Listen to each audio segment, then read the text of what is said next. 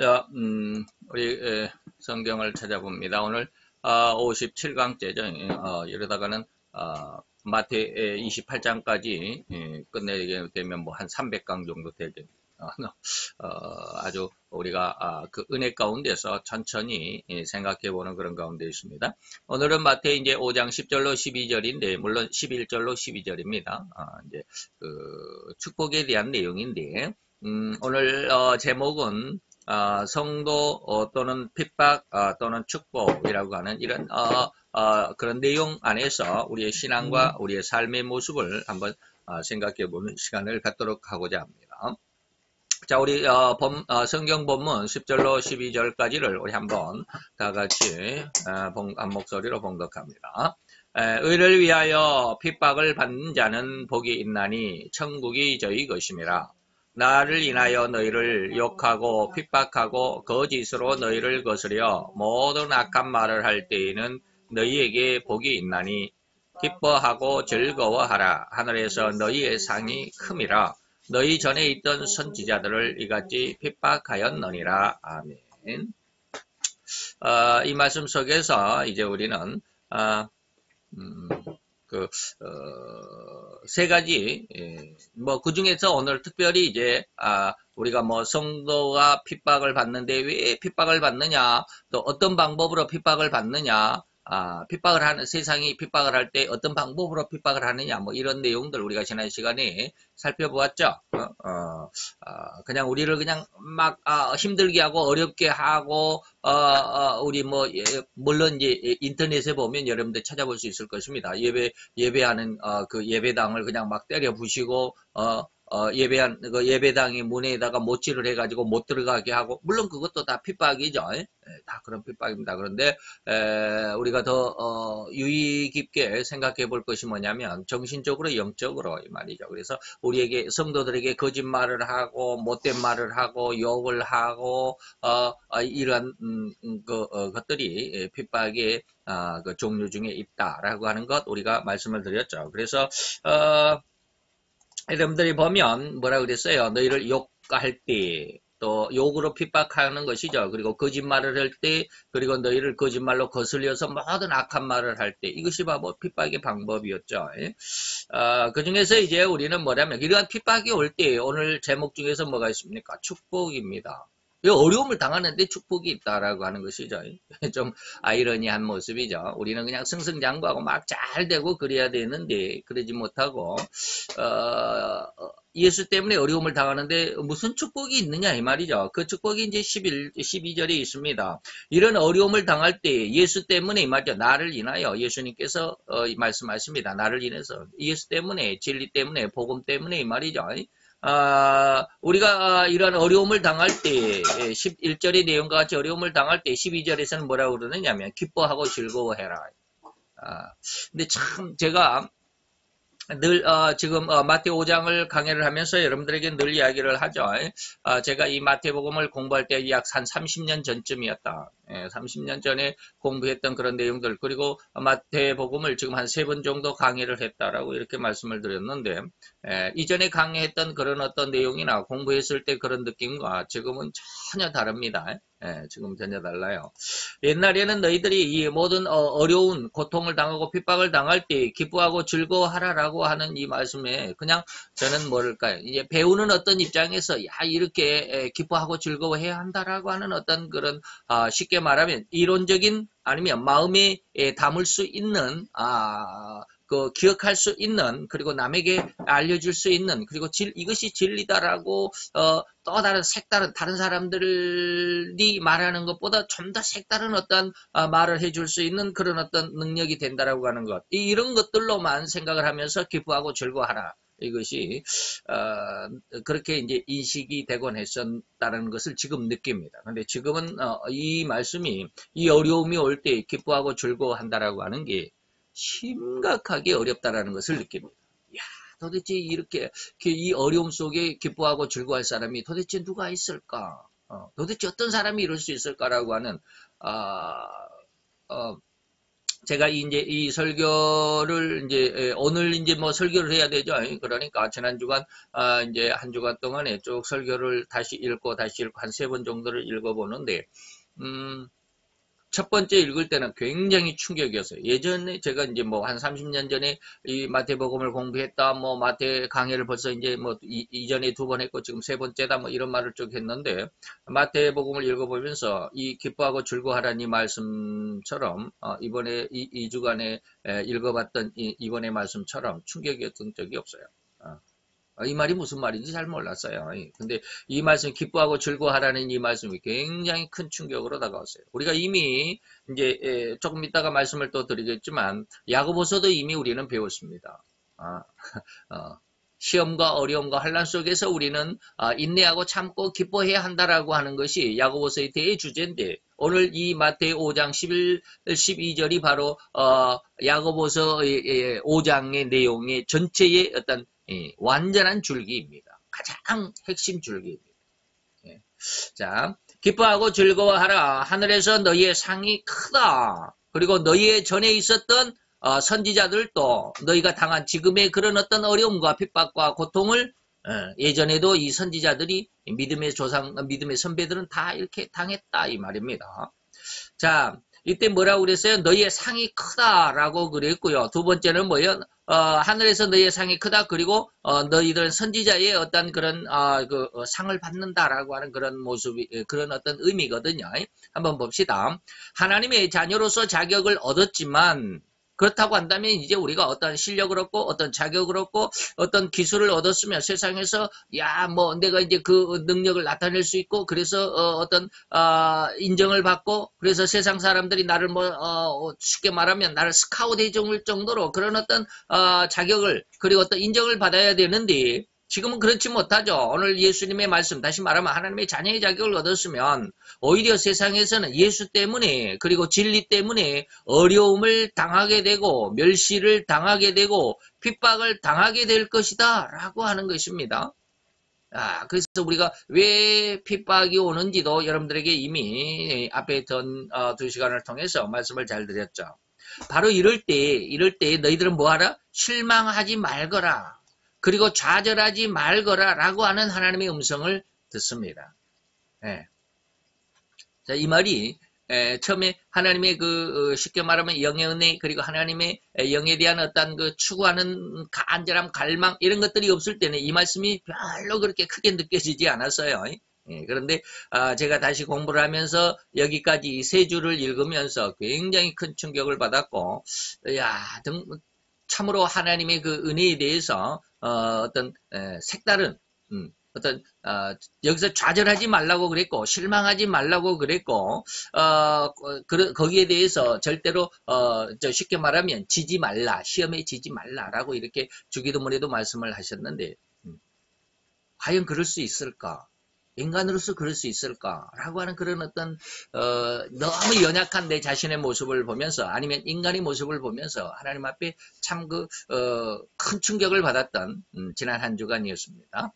자, 세상에는 많은 인간적인 것들로 말미암아 성공 여부를 결정하고 있습니다. 여러분들 이거 이해하시죠? 교회 안에서조차 세상 성공 아니면은 또 하나님의 축복, 하나님의 성공을 뭘로 척도를 갖습니까? 어떤 것으로 기준을 갖습니까? 세상적인 성공의 기준, 세상적인 어떤 축복의 기준을 가지고 우리 기독교인들도 하나님의 축복이다, 하나님 앞에 받은 성공이다라고 이렇게 모든 축복의 기준을 세상적인 기준에 맞춰서 합니다. 그래서 교회가 더 큰 교회, 성도들이 더 많고 교회 헌금이 더 많고 그래서 교회가 하는 일도 많고 그러면 정말로 하나님의 축복이고 하나님 앞에 성공한 그런 목회고 성공한 그런 교회다라고 인정을 할 수밖에 없는 그런 게 하게 되는 이 말이죠. 그것을 인정하게 되는 이러한 사회가 아닌가. 이러한 어떤 세상의 풍토 이런 것이 아닌가라고 하는 것을 많이 느껴봅니다. 그래서 세상은 뭐요? 많은 인간적인 것들로 말미암아 성공의 그 여부를 결정하게 되죠. 그리고 세상적인 그런 성공과 축복의 그 모든 것들을 얻음으로 인해서 즐거워하는 것이 바로 세상의 모습입니다. 그러나 이제 하나님의 자녀가 된 너희들은 그러한 것들이 없을지라도 기뻐해라. 굉장히 충격이죠. 이거 여러분들이 당해보지 않으면 그냥 말로만 들을 때, 저 역시도 이것을 당해보지 않았을 때 예전에 늘 이야기했듯이 30년 전부터 30년 전에 이 말씀을 공부하고 그리고 지금까지 약 30여 년을 지나오면서 이 마태복음을 2번이나 강의를 했지만 이 기뻐하라는 이 말씀에 대해서 그렇게 깊은 아니면 충격으로 받아들이지를 못했어요. 그냥 배우는 것으로 이론적인 것으로 내가 이것을 알게 된다라고 하는 쉽게 말하면 공부하는 것으로 기쁨이 되었고 즐거움이 되었고 그래서 남들이 알지 못하는 또 다른 어떤 진리의 세계를 알고 있다라고 하는 어떤 자신감과 그것으로 인해서 내 스스로의 어떤 기쁨 이런 것들로만 가지고 있게 되었었던 것이죠. 그런데 이 세상적인 즐거움이나 축복, 성공을 가지지 못한 하나님의 자녀가 된 너희들 이런 것들을 가지지 못했는데 기뻐해라라고 하시는 것이죠. 기뻐해라. 근데 실상은 안 되더라고요. 그래서 충격이다 이 말이에요. 안 되더라는 거예요. 아무리 해도. 우리가 세상에서 더 큰 교회를 짓고 더 많은 성도들로 교회가 부흥을 하고 그래야 더 즐거워지고 기뻐지고 내가 하나님의 일을 하는 것 같고 야 내가 하나님 앞에 충성을 했으니 하나님께서 내게 축복을 주셨다라고 하는 이러한 어떤 세상적인 축복, 세상적인 성공의 어떤 진행 과정, 그리고 그런 어떤 결말, 이것 속에서 우리는 다 자신을 강화시킨다 그러죠. 상담학이나 심리학에서 보면 더 그냥 달리는 말에 채찍을 가한다라고 하는 그런 말을 강화시킨다 그래. 다 강력하게 만들어 간다. 예. 그래 우리가 다 열심히 해야 그러니까 교회가 막 성장을 하고 막 성도들이 막 더 많이 들어와서 그냥 성도 수가 또 불어나서 부흥이 되고 교회가 더 큰 교회로 그냥 우리 교회는 작으니까 이제 더 큰 교회로 사서 가자고 막 건축이 되어지고 그러면 정말로 축복인 것 같고 그것이 진짜 하나님의 목회자로서의 하나님의 종으로서의 참다운 목회라고 그렇게 생각하고 그렇게 축복이라고 인정해 줄 수밖에 없는 그런 우리들의 마음 자세가 아니냐 이 말이에요. 근데 오늘 본문 말씀은 뭐예요? 그런 것이 없다 할지라도 기뻐해라라는 거예요. 즐거워해라라고 하는 거예요. 과연 이것을 이 말을 그대로 따라서 살아갈 사람이 누가 있을까? 예. 그래서 제가 충격을 받았다 그랬잖아요. 앞에 세 마디 이 세 줄을 딱 읽고는 하나님 앞에 마음속으로 아주 그냥 대성통곡을 했어요. 하나님 나는 안 되네. 예. 어떻게 이 세상에서 이 어려움을 당하는데 어떻게 실망하지 않고 좌절하지 않고 어떻게 또 기뻐할 수가 있겠냐 이 말이에요. 인간의 모습으로서는 이러한 일을 감당할 수가 없어요. 그래서 야고보서 1장 1절로 4절까지를 제가 좀 말씀했던 것처럼 여기에 제가 여러분들에게 한번 제시를 해봅니다. 하나님과 주 예수 그리스도의 종 야고보는 흩어져 있는 12지파, 흩어져 있다. 세계 방방곡곡의 유대인들이 흩어져 버렸잖아요. 쉽게 말하면 노예로 잡혀가고 종으로 잡혀가고 자기 나라에 살지 못하고 이리저리 그냥 전쟁에 졌으니까 나라를 잃어버렸으니까 강대국들의 이제 완전히 놀이개가 되어버렸잖아요. 그런 어떤 삶의 형편, 그 안타까운 삶의 형편을 뭐라고 그러느냐면 흩어져 있는 12지파야 라고 이렇게 말하는 겁니다. 얼마나 고통이 심하고 얼마나 고생이 심하겠느냐 이 말이야. 그때 너희들에게 내가 무난한데 나의 그렇게 힘들어하는 내 형제들아 너희가 여러 가지 시험을 당하고 있다.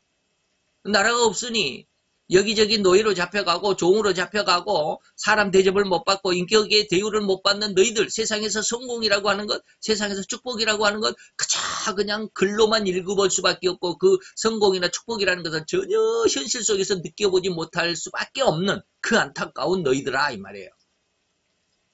그러한 삶이 너무너무 많은 어려움 그것이 바로 여러 가지 시험입니다. 그런 여러 가지 시험을 만날 때 너희들이 기쁘게 여겨라.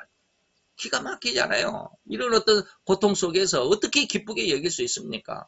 다른 사람들은 막 하는 사업이 잘 되고 그냥 막 승승장구하고 그냥 사업이 막 성장하고 그래서 그냥 막 공장이 늘어나고 회사가 더 커지고 옆에 있는 회사도 막 이렇게 내게로 나한테로 그냥 막 이렇게 흡수를 시켜가지고 다 회사가 더 커지고 막 아니면 교회에서도 아까 말씀드렸듯이 그렇게 성장하고 더 부흥하고 그래야 축복을 받고 그 축복을 받은 것처럼 그래야 하나님이 나와 함께 하신 것처럼 자 목사에게는 하나님께서 그렇게 성공에 그렇게 큰 축복에 그렇게 큰 능력에 하나님의 은혜를 주셨다라고 인정할 수밖에 없는 그런 모습이잖아요. 근데 여기서는 뭐라고 그래요? 그게 아니야. 예.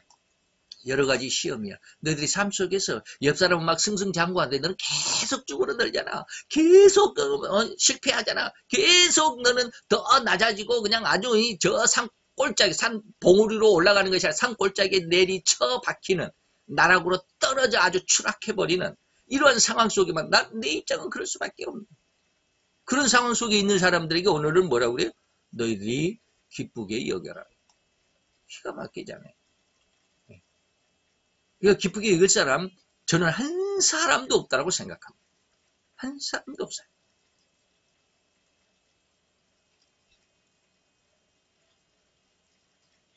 아무리 믿음이 좋은 사람이라도 믿음이 좋은 것 같이 그냥 옆에서 좋을 때는 같이 그냥 막 협력을 해서 그냥 목회에 그리고 자기들 신앙생활에 그리고 자기의 가정을 막 이끌었던 이런 사람들이라도 집이 딱 쉽게 말하면 부도가 나고 우리가 망했다라고 하는 그런 말과 같이 망해버리면 옆에 있는 사람도 다 따라가게 되잖아요.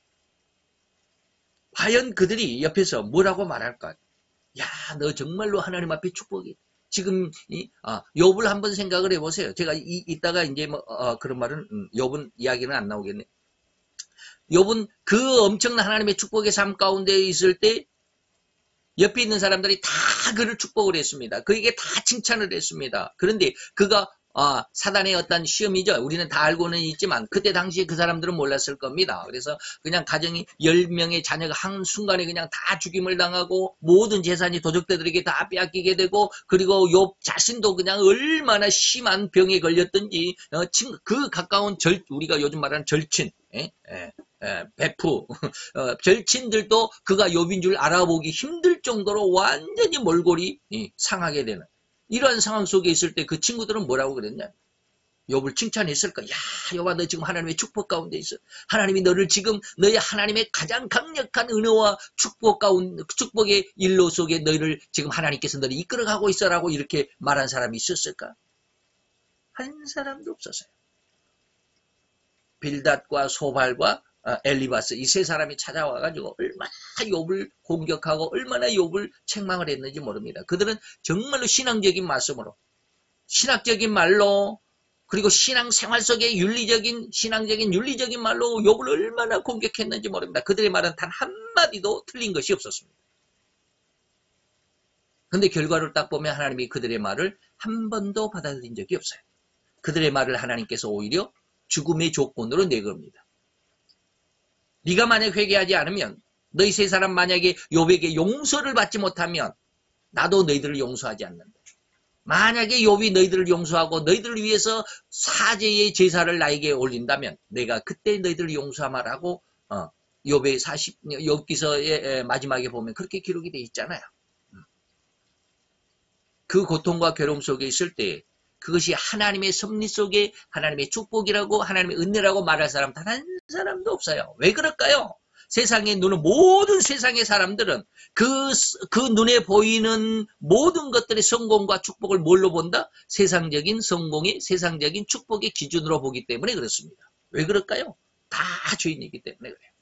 하나님의 마음을 가진 사람이 한 사람도 없어요. 그래서 하나님의 마음으로 세상을 볼 수가 없어요. 전부 죄의 마음으로만 보는 거예요. 온전히 기쁘게 여기라? 전혀 그럴 수가 없어요. 왜 기쁘게 여겨야만 하느냐? 그 내용의 그 답이 이제 제가 뒤에 4절에 밑줄을 그어놨는데 너희들에게 이런 어려움을 주는 것은 이는 너희의 믿음의 시련이 말이야. 너희들에게 이런 어려움이 오는 것은 이것으로 인해서 너희가 인내를 만들어가기 때문이고 이 인내를 온전히 너희가 이루면 이것은 너희로 어떤 사람이 되게 하냐면 온전한 사람이 되게 한다. 온전하여 구비한 사람이 되게 해서 조금도 부족함이 하나님 쓰시기에 조금도 부족함이 없게 하기 위해서 너희를 지금 이렇게 훈련시키고 연단 속에 시험 속에 고통 속에 두는 거야 라고 하는 것입니다.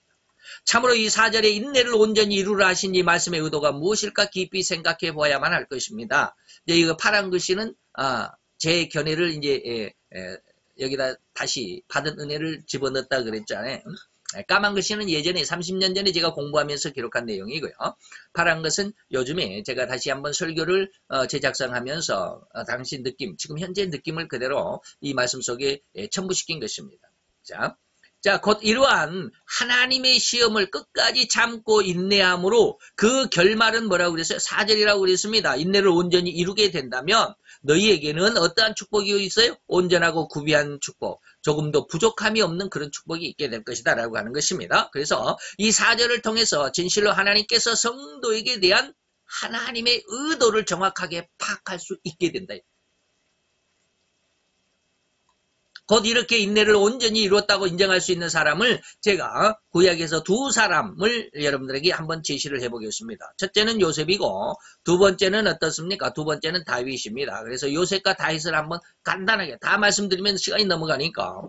자, 요셉은 어땠습니까? 형제들에게 인신매매를 당해서 14년 혹은 15년 정도를 얼마나 힘든 시절을 보냈던가 말입니다. 여러분 다 아시죠? 형제들에게 인신매매를 당해가지고 노예로 팔려가고 보디발의 집에 노예로 팔리고 거기에서 또 보디발의 아내의 농간에 의해서 또 죄수의 몸으로 감옥에 또 몇 년 동안 갇히게 되고 가면 갈수록 하나님의 축복을 받았고 하나님의 약속을 받았고 하나님의 은혜를 받았다 하는 이 요셉도 형제들에게 미움을 받고 노예로 팔리고 그 다음에 보디발의 집에 또 노예로 팔려가고 그리고 또 감옥에 갇히는 이런 신세들 보니까 얼마나 힘든 세월을 보냈어요. 30살 때 이제 바로 앞에 섰기 때문에 한 14, 15년 정도 될 겁니다. 13, 14년 아니면 15년 정도. 이러한 그 기나긴 세월에 요셉은 얼마나 힘들었는지 여러분들이 기억을 제가 늘 말씀을 드렸으니까. 또 다윗도 역시 마찬가지입니다. 선지자 사무엘에게 왕으로 옹립이 되는 기름 부음을 받았음에도 불구하고 그는 그 기름 부음을 받은 이후에 수없이 많은 세월을 사울 왕에게 쫓기는 도망자 신세로 세월을 보냈던가 말입니다. 왕으로서 기름 부음을 받았으면 당장에 내일부터 이제 사울 왕은 이제 뭐 폐위가 되고 다윗이 왕이 되어서 다윗이 왕권을 휘두르고 다윗이 왕으로서의 명령을 해야 되잖아요. 근데 그렇지 못했습니다. 오히려 그 기름 부음을 받고 얼마나 고생 덩어리였습니다. 이리 쫓기고 저리 쫓기고. 저도 이제 나중에 정말 하나님 앞에 그런 기도를 많이 합니다. 하나님 저기 이스라엘을 한번 가고 싶습니다. 유대 광야를 한번 체험해보고 싶습니다. 그런 그 간절함이 하나님 앞에 없지 않아 있습니다. 아주 많습니다. 그 광야는 뭐예요? 지금 여러분들 우리가 동영상에서 거기 갔다 온 사람들 동영상에서 보면 거의 물 한 방울 안 납니다. 완전히 메말라고 풀 한 폭이 없습니다. 완전히 먼지만 찌그덕 나는, 걸어가면 발이 조금만 미끄러지면 먼지가 부하게 일어나는 그런 먼지로만 되어 있는 그런 곳이 바로 유대 광야입니다. 그런 곳에서 몇 년을 다윗이 도망자 신세를 가지게 됐는지는 모르지만 거기에서 수없이 많은 날들을 도망다니며 다윗 사울 왕이 죽이려고 하면 도망다니고 이 동굴에서 저 동굴로 도망가고. 그래도 그는 단 한 번도 자기를 죽이려고 쫓아다니는 그 사울 왕을 향하여서 불평하거나 원망하지 않았던 아름다운 인내의 사람이었습니다. 끝까지 참았죠. 근데 저는 이렇게 가만히 이걸 생각해보면 저는 그러지 못한 것 같아요. 수시로 하나님 앞에 짜증만 냅니다. 수시로 하나님 앞에 울기만 합니다. 하나님 너무 힘듭니다. 그래서 제가 여기 말하는 요셉이 당한 아니면 또 다윗이 당한 그러한 고난과 제 고난이 똑같은 어떤 하나님의 의도 속에서 진행되어가는 그러한 고난이다라고는 자신 있게 말은 못합니다. 그러나 자신감은 있습니다. 그래서 제가 이런 말을 쭉 하는데, 자, 그리고 그들의 결말을 다시 한번 되새겨 보시기 바랍니다. 그 엄청난 어려움과 고통 속에 있었을 때 요셉은 그냥 자기의 별은 우뚝 서 있고 해와 달과 12개, 11개의 별들이 자기에게 절을 하더라. 또 두 번째 그 꿈에서는 자기 볕단은 딱 서 있는데 다른 11개의 집단이 내게 와서 탁 절을 하더라. 이런 꿈을 꾸게 해주시면서 하나님께서 그에게 대한 어떤 하나님의 영광의 비전을 주었다. 그런 어떤 하나님의 약속을 받았음에도 불구하고 요셉은 얼마나 힘든 삶을 살았나. 요셉은 그래서 그러한 그 힘든 과정들을 다 견디고 나니까 축복만 있었던 거예요. 하나님의 약속을 받고 하나님의 축복을 받았고 막 이 승승장구하고 성공을 축복의 축복을 받아서 그냥 남부럽지 않게 남이 와, 저 사람은 도대체 누구야? 하나님이 어떻게 저렇게 사랑하지? 하고 그냥 그 사람을 막 추앙할 수 있을 정도 그렇게 그냥 성공의 아니면 또 축복의 가도를 달리는 것이 아니었습니다. 굉장한 고통 속에 있었습니다. 근데 그런 결과가 뭡니까? 그 인내를 그대로 하나님 앞에 참고 인내하고 보니까 요셉은 뭐요?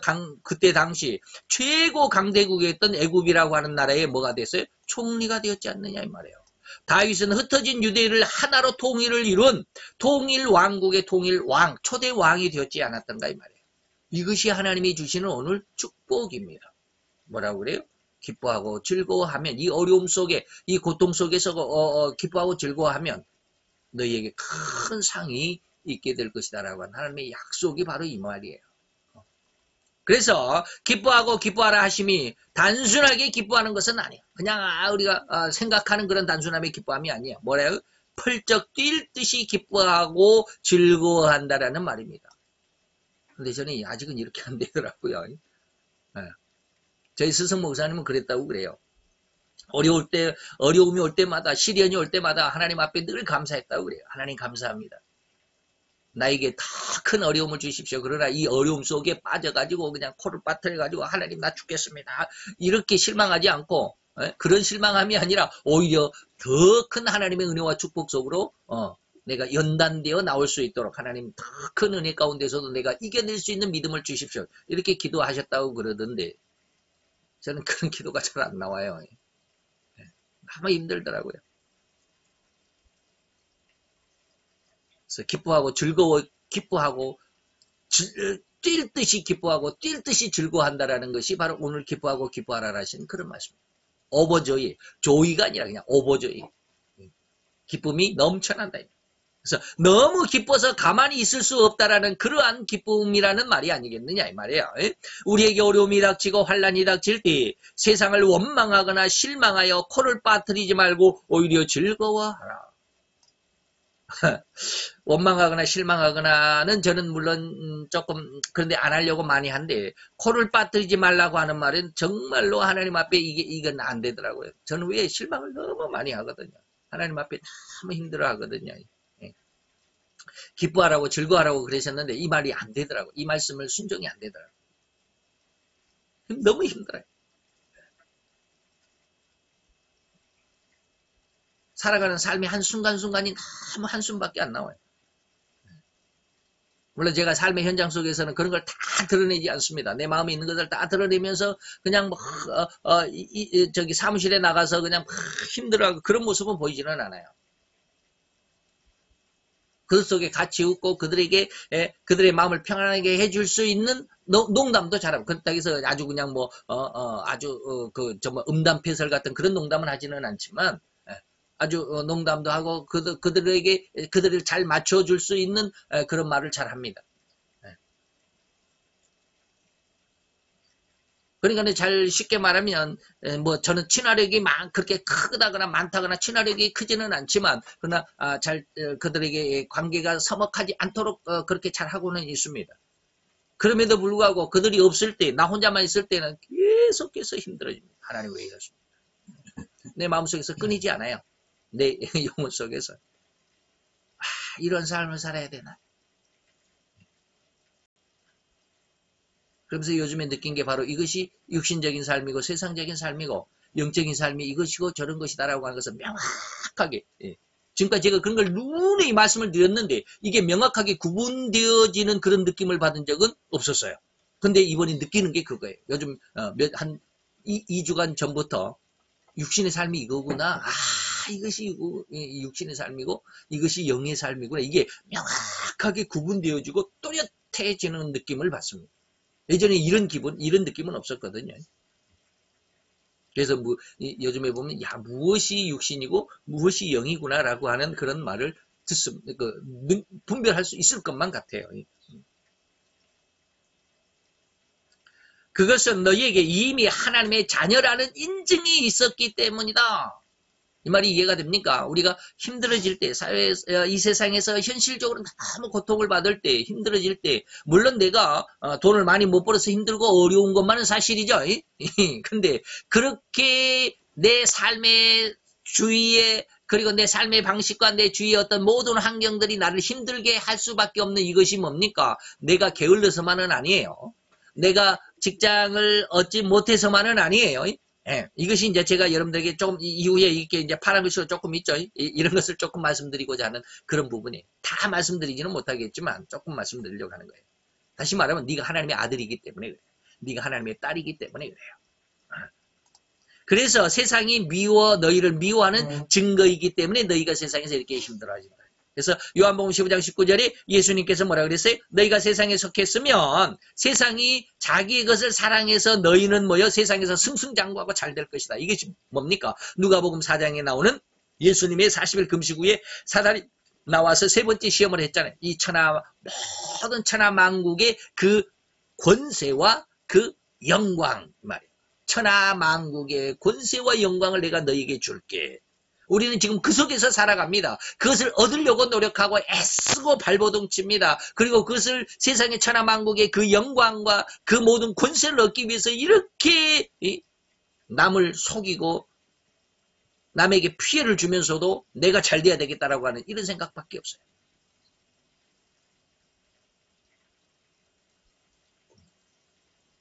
이것이 바로 우리가 세상에 속했으면 세상이 너희를 즐거워하는 그런 상황이야. 너희들이 잘 될 거야. 너희 세상에서 승승장구할 거야. 그러나 그들의 패방은 실로 엄청나게 큰 충격일 것입니다. 이것이 마태 7장 22절, 3절, 4절, 5절, 6절이에요. 그게 뭐예요? 지혜로운 건축자와 미련한 건축자. 집을 잘 지었지만 그 집이 무너질 때 심각하게 무너질 것이다. 왜? 기초가 없는 모래땅 위에 세웠기 때문에. 하나님을 믿는 믿음이 아니라 자기의 욕심과 세상적인 어떤 기준의 가치 속에서 그 위에다가 자기의 영광을 세웠기 때문에 승승장구했을 거 아니에요. 요즘에 버닝썬 문제 바로 그렇더라고. 여러분 지난 시간에도 말씀을 드렸어요.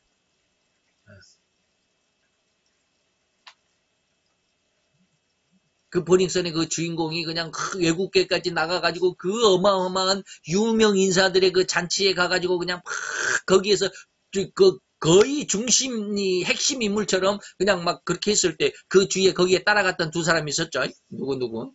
네. 미우스에 보면 여러분들 그거 볼 수 있을 거예요. 얼마나 야, 너 정말 네가 이런 사람이었어? 야, 막 그랬었잖아요. 근데 그의 추락은 날개가 없는 것은 추락한다? 그 말과 같이 엄청난 추락이잖아요. 정말 안타까운. 네. 이것이 세상의 성공의 모습이에요. 그런데 너희가 그런 세상에서 너희들이 그런 축복을 받지 못하고 그런 성공을 하지 못하고 오히려 어려움을 당하고 고통을 당하는 것은 도리어 너희가 세상에서 나의 택감, 예수를 믿는 믿음을 가진 것이었기 때문에 세상이 너희를 미워하지 않겠느냐 이 말이에요. 고로 이러한 진리를 깨달은 사람은 그 진리 때문에 고통을 당하고 핍박을 당하는 경우가 허다할 것입니다. 그런데 이 진리로 인해 고통을 당한다라고 하는 그 의미가 외부로부터 오는 고통만을 의미하지는 않습니다. 그것만을 가지고 외부로부터 받는 고통만을 핍박이라고 생각하지 말라 이 말이에요.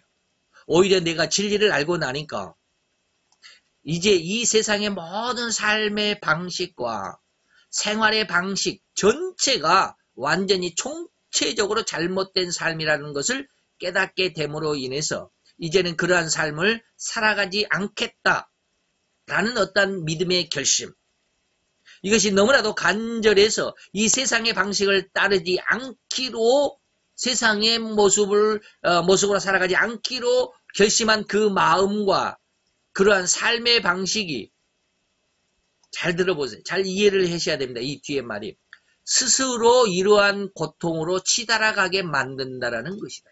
이게 무슨 말인지 아시겠습니까? 이 고통이라고 하는 게, 핍박이라고 하는 게 이 세상에서 너희를 힘들게 할 거야, 너희들에게 고통을 줄 거야 라고 하는 것이 너희들을 그냥 막 옆에 와가지고 그냥 송곳으로 너희들의 막 이 몸을 찌르고 그래서 아프게 하고 막 이것만이 고통이 아니야. 너희들 저기 그냥 골목으로 데리고 가가지고 그냥 막 세상 말로 죽살나게 그냥 아주 그냥 뭐 쥐어 패고 네가 그렇게 얻어 터지고 그리고 그것만이 너희에게 고통이 오고 너희들에게 그것이 핍박이라고만 생각하지 말라 이 말이에요. 어떻게? 내가 하나님을 믿는 믿음의 자녀로서 이제는 다시는 세상의 방식으로 살아가지 않고 하나님의 방식으로 살아가려고 하다 보니까 세상의 삶의 방식과 전혀 다를 수밖에 없어요. 그러다 보니까 스스로가 세상에서 운신의 폭이 좁아지게 돼요. 여러분들 그걸 느낄 수 있을는지 모르겠어요. 네? 그러다 보니까 스스로가 힘들어지는 거야. 스스로가 힘든 삶으로 빠져들어가게 된다 이 말이에요. 스스로가 이러한 고통으로 치달아가게 만든다라는 이것을 우리는 기억해야만 합니다. 곧 그렇게는 안 살, 세상 방식으로는 안 살겠다. 그러한 세상의 삶은 진리의 삶이 아니기 때문에 예수를 믿는 내가 취할 수 있는 그러한 삶의 방식이 아니고 추구할 길이 아니기 때문에 결코 이 세상의 방식으로는 살아가지 않겠다라는 그러한 결심, 그리고 그렇게 살아가는 삶의 방향이 자연스럽게 이 세상의 방식과 이 세상의 주인인 사단의 미움을 받게 되어 있는 상태가 되는 겁니다. 이걸 이해할 수 있어야 됩니다. 이것이 바로 영적인 상황인데 이러한 영적인 상황이 현실로 나타나는 게 바로 고통받는 삶이 힘들어진 삶이에요. 이 영적인 상황이 없으면 내 현실의 삶은 전혀 힘들지 않습니다. 근데 영적인 상황이 사단과의 완전한 결별이기 때문에 그 사단이 나를 향한 고통, 그 압박하는 것과 내가 세상과 함께하지 않겠다라고 하는 내 마음의 어떤 결심과 신앙의 어떤 중심이 세상으로부터 멀어질 수밖에 없다. 이런 영적인 어떤 상황이 내 현실 속에서 그래서 현실로 받을 수밖에 없는 이런 고통을 받고 고통을 느낄 수밖에 없는 이런 생태, 이것이 바로 현실인 것을 우리가 살펴볼 수 있어야 돼요. 말이 좀 어려울 거예요. 이때 그러한 자기의 상황을 어려워할 것만이 아니라 반대로 즐거워하라는 것입니다. 근데 안 즐거워지더라고요. 정말 안 즐거워져요. 어려운데 어떻게 즐겁습니까?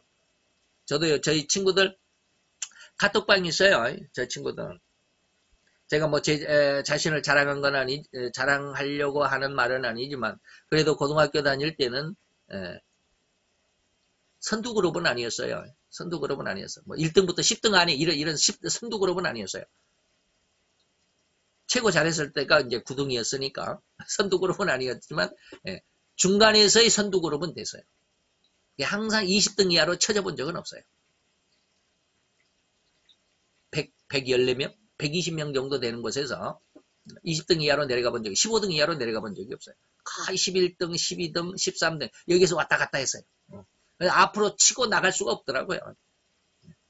왜 내가 좀 더 노력하면 걔들도 더 노력하라니까 그들을 따라잡을 수가 없어. 그게 항상 10등에서 13등 안에서 왔다 갔다.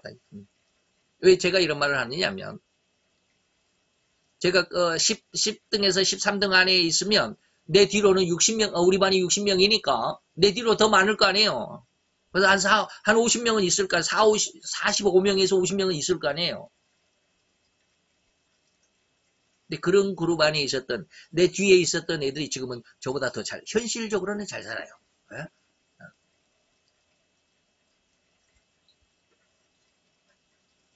엊그저께 저한테, 카톡이 왔던데, 얘는 지금 아프리카에 가 있어요. 아프리카에서 지금 한 30년 이상을 살았다고 그러는데, 현대 계열에서, 현대 상선인가 뭐 어딘가, 현대 개발인가, 어디에서 지금 이사로 있어요. 이사로 있으면서 해외 본부장을 하고 있어요. 아프리카, 나이지리아 본부장을 하고 있더라고, 현대 본부장을. 대단하잖아요. 걔가 고등학교 다닐 때 내 뒤에 있었어요. 학교 실력으로는 이 말이에요. 학교 실력으로는 내 뒤에 있었어요.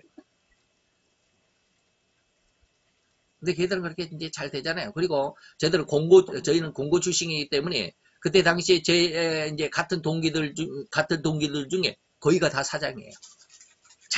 자기 사업체를 가지고 있는 사장들이에요. 공고 출신들은 거의가 다 사업을 해요. 학교를 졸업하고 회사에 들어가서 한 10년, 한 15년 있으면 나와가지고 전부 자기 사업을 해요. 이게 기술이 있으니까 그래요. 공무원하고 다르잖아요. 이게 다 사장님 그래. 아주 빛가번쩍 차를 타고 다니고 그냥 골프채 메고 다니고 여리저리 다니고 그런 골프 치고 있는 모습을 사진으로 찍어서 올리면은 옆에서 누구 사장님 멋지십니다. 막 이런 댓글이 수없이 달려요. 근데 그런 모습에서 보면 저는 지금 집도 없고 그것도 뭐 이제 월세도 제대로 살지도 못하고 지금 그러니까 너무 힘들잖아요.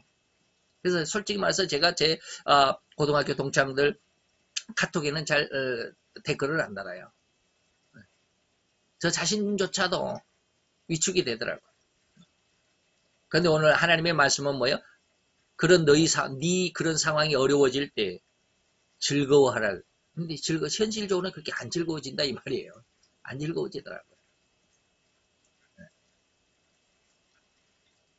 그래서 몇 번 만나자고 지금 했어도 아프리카에 있던 친구가 엊그저께 3월 29일 날인가 들어왔는데 만나자고 그런데도 안 나갔어요. 그래서 카톡이 왔더라고요.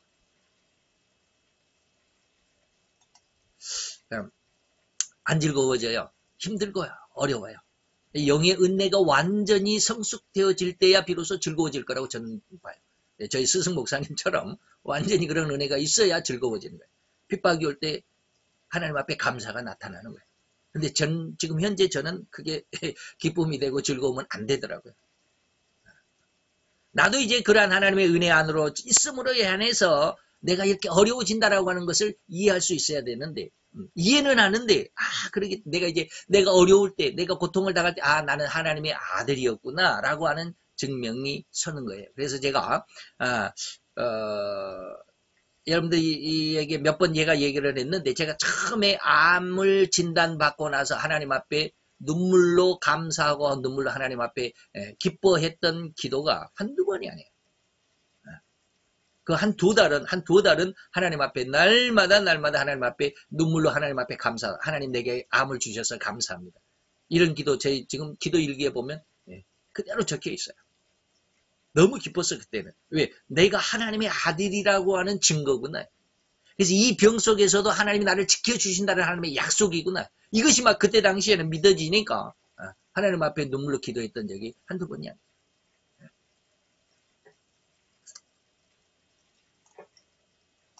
자, 인생들에게는 항상 즐거움만 있으면 아마 살 수 없을 것입니다. 혹자들은 항상 즐거움으로 가득한 인생을 소망하기도 할 것입니다. 그렇죠? 거의 모든 사람은 다 즐거움만 있기를 원합니다. 그런데 잠시 한번 생각해 봅시다. 그것이 만약에 태양으로 한번 비유를 해본다면 태양이 좋으니까 얼마나 유익하고 좋은지요. 그래서 그 태양빛만을 우리가 고수하고 그 태양빛만을 원한다고 한다면 다 죽고 말겠죠. 왜요? 그 태양이 좋다고 태양이 1년 사시사철을 비추기만 하면 뭐요? 그 땅은 사막이 되어버리고 말 것입니다. 그죠? 그래서 너무나 피곤하니까 잠 좀 많이 자고 싶다 해갖고 밤이라고 해서 쉴 수 있는 이런 시간을 너무 좋아해서 밤만을 원하게 된다면 이 밤이 새지 않았으면 그렇다고 한다면 이 땅은 아마 늪지가 되어버리고 말았을 것입니다. 이것이 뭡니까? 인생에서 이런저런 모습이 아직은 육신의 다시 말하면 영적인 모습으로 완전히 성화되지 못했을 때는 육신의 모습 속에 하나님께서 무엇을 주셨다? 훈련 기간을 주셨다라는 말씀을 제가 몇 번 말씀드렸죠. 그래서 이 훈련이다, 연습이다, 반복이다. 이런 거 말씀드립니다. 그런 어떤 모습으로 하나님께서 세상에 인간을 내놓으셨다 이 말입니다. 인생에서 역시 즐거움만 있으면 그는 즐거움이 무엇인지도 알지 못할 것입니다. 글쎄요, 이거 제 생각인지 모르겠어요. 이번에 그 여자, 그룹의 그 외손녀라고 하는 여자아이가 지금 마약 혐의로 지금, 아주 뉴스에 시끌벅적하잖아요. 그런데 그 여자아이의 그 남자친구였던, 그 남자도 아주 인기 연예인이었잖아요. 저들을 가만히 볼 때, 이야, 저 왜 저렇게 좋은 조건 속에서 좋은 어떤 인기와 좋은 어떤 그런 어떤 실력과 그런 남부럽지 않게 남들이 그 부러워한 그런 어떤 능력을 가지고 있는 두 사람이 만났는데 왜 헤어졌을까? 그것이 왜 싫어졌을까? 이런 안타까운 생각이 들더라고요. 우리들은 다 그런 거 좋은 것만을 생각하잖아요. 어저께 여러분 인터넷 뉴스 혹시 보셨습니까? 중국의 대재벌의 아들이 얼마나 철없는 짓을 했느냐면 아버지 그 카드를 가지고 가가지고 세계에서 몇 대 없는 슈퍼카를 샀는데 슈퍼카 가격이 얼마예요? 43억짜리야. 43억짜리 그 자동차를 사가지고 그것을 자기 인스타그램에 올려갖고 자랑을 하고 있다가 계정을 폐쇄를 시켜요. 요즘에 중국이 얼마나 무섭습니까? 시진핑이. 시진핑이가 무서워가지고 계정을 폐쇄를 했어요. 시진핑이가 무섭단 말이 무슨 말인 줄 알아요? 여러분들 중국에 아주 명품 개 있죠. 사자같이 생긴 사자개라고 하는 거. 그 뭐라고 그럽니까? 무슨 우? 차우차우 하는 거 있잖아요. 사자개. 중국 개인데 그 한 마리 값이 얼마라고요? 5억이었습니다. 한 마리 5억이었어요. 그런데 시진핑이가 등극을 하고 나서 부정부패를 척결한다 해가지고 그것도 그 차우차우도 부정부패의 하나의 재산 목록에 들어가가지고 내려치니까 차우차우 값이 지금 얼마요? 5만 원이에요. 5만 원이. 5억짜리가 지금 5만 원이에요. 그렇게 어마어마하게 막 내려쳤어요. 시진핑이가 얼마나 강력하게 지금 하는지. 그렇다고 시진핑이가 잘하고 있다는 건 아니에요. 시진핑이를 저는 절대로 싫어합니다. 그런 상황 속에서 그 회장 아들이 자기 차를 43억짜리를 자랑했다가 그리고 걔를 보니까 걔는 자기 자가용 제트 비행기도 있더라고요. 그런 즐거움만 있으면 얼마나 좋겠습니까? 근데 그 즐거움이 영원하지 못해요. 그래서 하나님은 인생들을 때로는 이렇게 핍박과 어려움 속에 집어넣기도 합니다. 그래서 인생에서 참으로 귀한 것이 무엇인지를 깨닫게 하고 소중하게 여길 줄도 알도록 하기 위한 과정. 그래서 인간에게 이 세상은 뭐예요? 훈련 도장이다 라고 늘 여러분들에게 말씀을 드렸습니다. 즉 인생을 훈련하시는 도장으로 삼으셔서 이 어려움을 주시려고 있기 때문에 이 어려움을 만날 때 너희들은 기뻐해라. 그러나 언제나 우리는 하나님의 모든 하시는 일이 즐거움으로 맞이할 수 있고 그것을 인내하는, 감내할 수 있는 그런 신앙의 모습으로 성장해야 되지 않을까. 참으로 이러한 심성으로 온갖 고난과 역경이라도 즐거워하면서 하나님의 작정하심 안에 내가 이렇게 살아가고 있노라고 콧노래로 그 당시의 어려움을 견뎌낼 수 있는 자가 얼마나 될 것이며 과연 누가 그렇게 할 수 있을 것인가. 제가 좀 제 자신을 자주 섞인 말로 이렇게 한번 적어봤습니다. 인간으로서는 결코 그럴 수가 없습니다.